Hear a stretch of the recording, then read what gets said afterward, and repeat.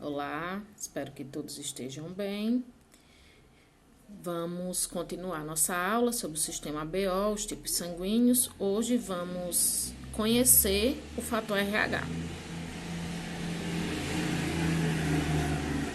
Aqui nós temos uma representação dos tipos sanguíneos, onde aqui tem uma imagem mostrando os tipos de hemácias, para vocês imaginarem. Então, aqui, o sangue A, ele só teria o aglutinogênio tipo A na parede das hemácias, representada aqui por essa bolinha meio rosa. Grupo B, esse balãozinho azul seria o aglutinogênio B.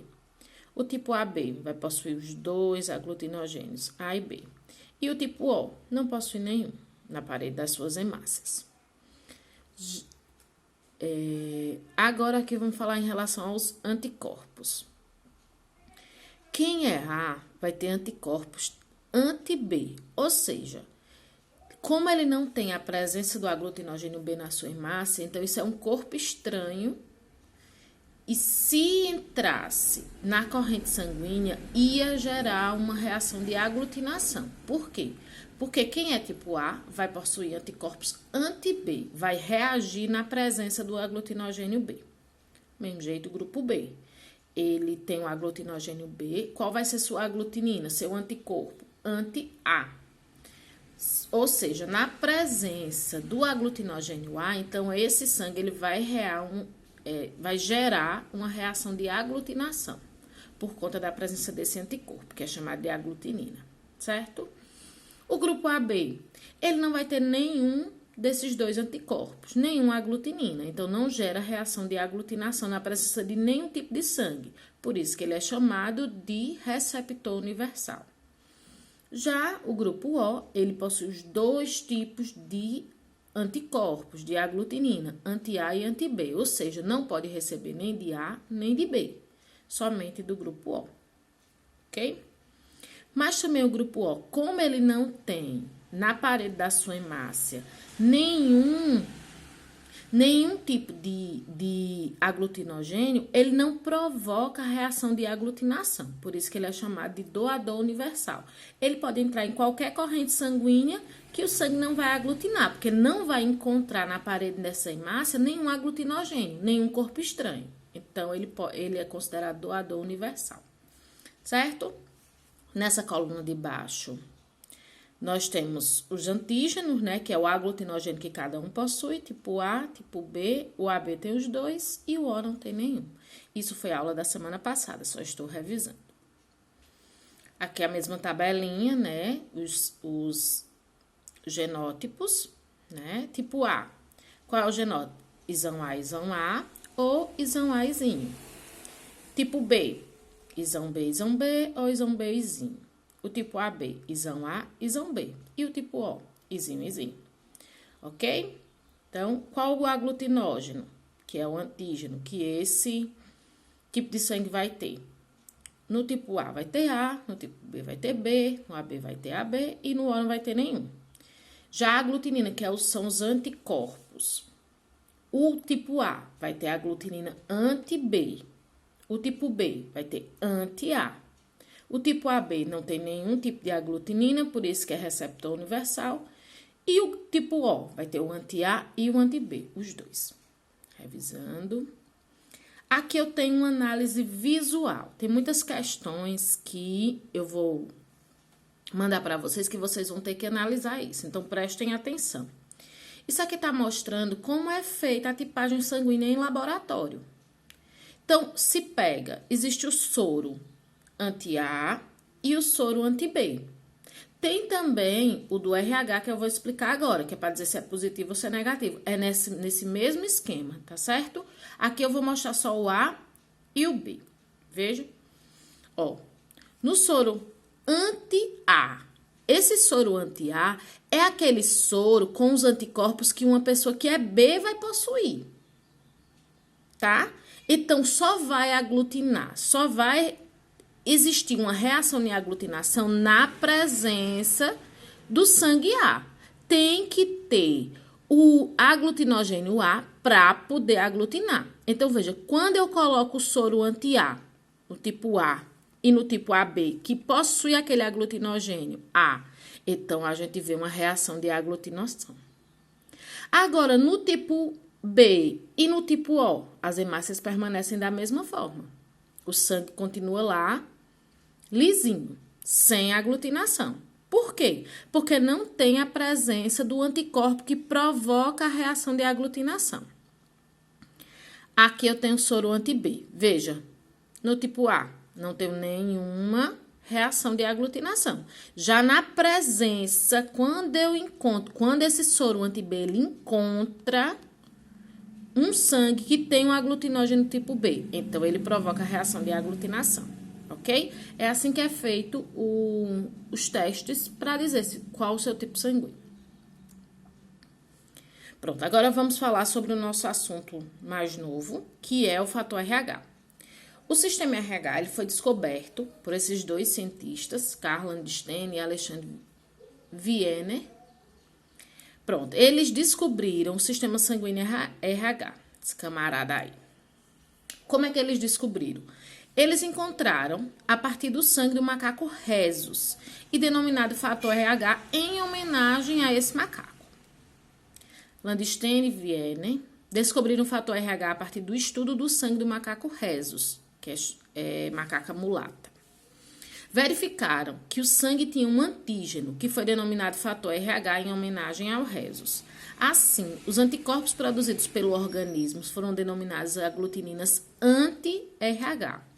Quando o ser humano possui aglutininas anti-RH, são denominados RH positivo. Quando não tem essas aglutininas anti-RH, são denominados RH negativo.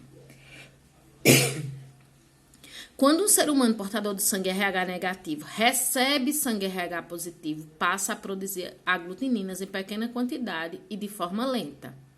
Quando esse ser humano RH negativo recebe uma segunda doação de sangue RH positivo, poderá aglutinar as hemácias recebidas, dependendo da quantidade de antiaglutinina produzida desde a primeira transfusão, e mais a produzida na segunda transfusão, o indivíduo pode morrer.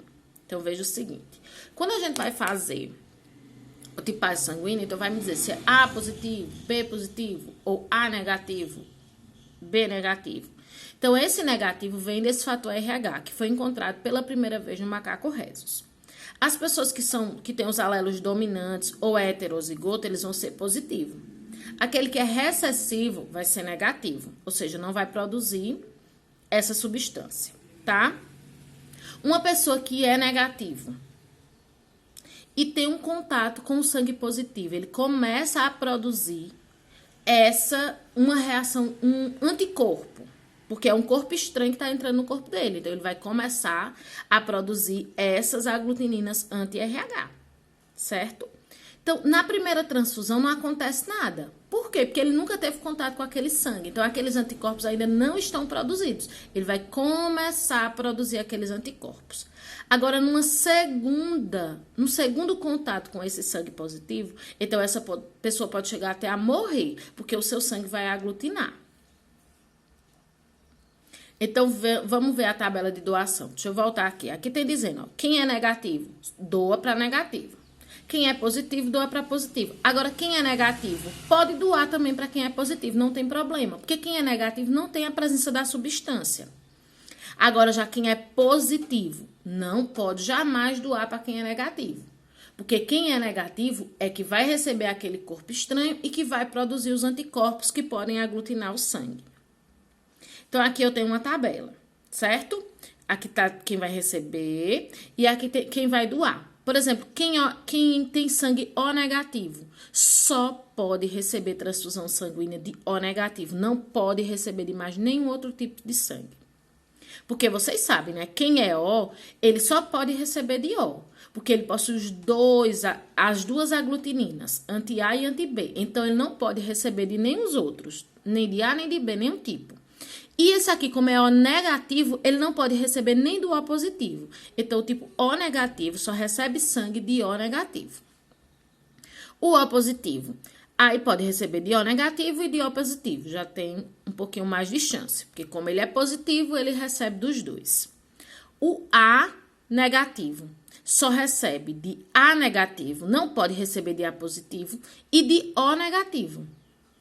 Porque o O não possui nenhum dos aglutinogênios na parede da hemácia, então ele não provoca reação de aglutinação, tá?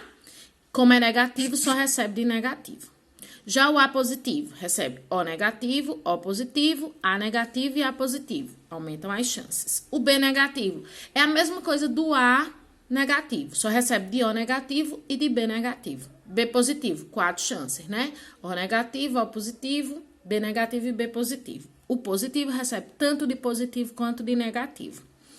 AB negativo pode receber de O negativo, A negativo, B negativo e AB negativo. Só dos negativos não pode receber de positivo. AB positivo. O AB positivo, esse sim, ele é considerado o receptor universal, porque ele vai receber de todos os tipos sanguíneos. Agora nós vamos falar de uma doença que é chamada de eritroblastose fetal.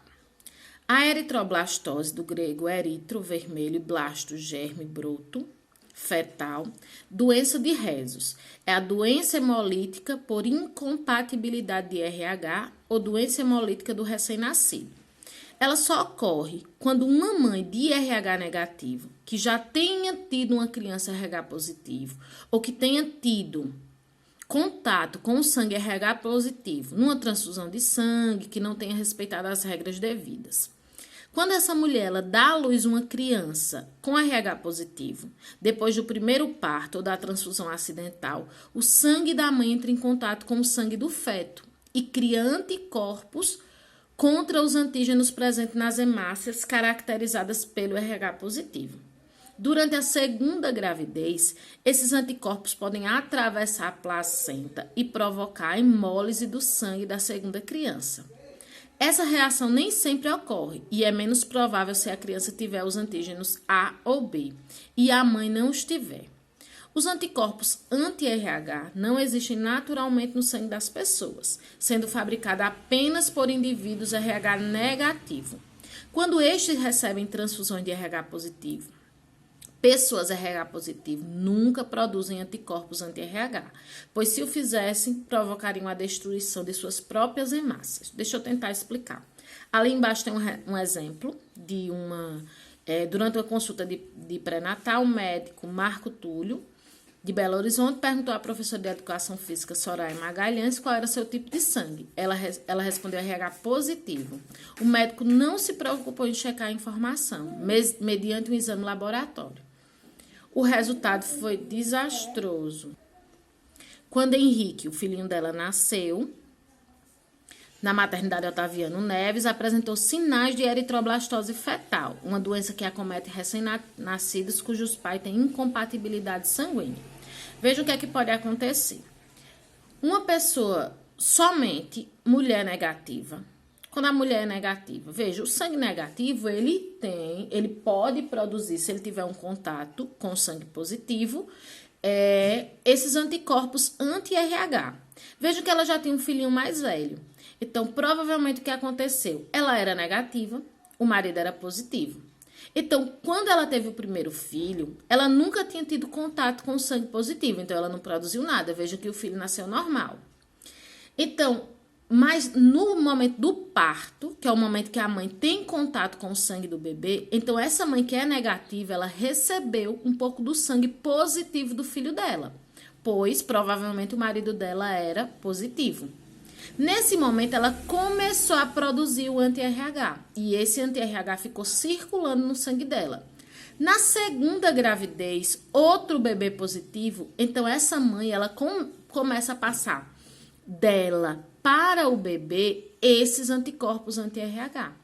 E isso vai provocar reação de aglutinação no sangue do bebê. Ou seja, esse anticorpo ele vai destruindo as hemácias e o bebê ele vai criando hemácias jovens, que são chamadas de eritrócitos. E por isso que vem o nome da doença. Esses eritrócitos, eles são imaturos, são hemácias imaturas. Tá? Então, por isso que pode provocar diversos tipos de anomalias no bebê, tá? Então, qual é a condição para a eritroblastose fetal? O pai, obrigatoriamente, tem que ser positivo. A mãe, obrigatoriamente, negativo, porque só o negativo vai produzir o anti-RH, e o filho tem que ser positivo. Então, o que acontece? O organismo materno, ele vai produzir os anticorpos anti-RH, tendo tido um primeiro contato com esse sangue positivo, né? Pronto, esse é o primeiro filho que nasceu. Deixa eu tentar explicar essa imagem. Esse é o primeiro filho que nasceu. Quando o primeiro filho nasceu, então, as hemácias positivas do feto passaram para a circulação da mãe. Veja, durante a gestação, a mãe manda sangue para o bebê, mas o bebê não manda sangue para a mãe. Então, por isso que ela não produz. Já no momento do parto, é onde vai existir o contato da mãe com o sangue do bebê. E aí ela começa a produzir. Na segunda gestação, essa mãe já tem no corpo dela esses anticorpos anti-RH. E ela começa a mandar para o segundo bebê. Os anti-RH penetram na circulação fetal e destroem as hemácias do feto, chamada hemólise. Certo? Aqui também outra representação, né? O sangue da mãe é negativo. Essa mãe teve um primeiro contato, então ela começa a produzir os anticorpos anti-RH. Então, no seu segundo filho, ela começa a mandar junto com o seu sangue esses anticorpos que matam as hemácias do feto. Esse feto produz hemácias jovens, chamadas eritrócitos. E isso pode provocar diversas anomalias. E a doença é chamada eritroblastose fetal ou doença hemolítica do recém-nascido. Então, já existem diversos procedimentos, todos os profissionais de saúde já têm o cuidado nessa observação, quando as mulheres grávidas elas chegam para fazer o pré-natal, então já se faz diversos exames e obrigatoriamente a tipagem sanguínea para já se ter esse cuidado. Quando a mãe ela é negativa, então já se tem um cuidado, existem a injeção que deixa eu ler aqui embaixo. Procedimento após o parto. Administração de injeção intravenosa com anticorpos anti-RH que provocarão a destruição das hemácias fetais presentes na circulação sanguínea materna. Então, para não deixar que essa mãe produza mais anticorpos, então já se faz essa injeção. Muitas vezes, durante o parto, a mãe já vai tomando. Então, já existem diversos procedimentos de saúde pensando para que não aconteça esse tipo de doença. Ok? Mais uma vez, vocês vão fazer o resuminho disso aí que eu falei para vocês e mandar para mim. Tirar foto e manda para mim. Pelo aplicativo, quem não conseguir pode me mandar pelo WhatsApp.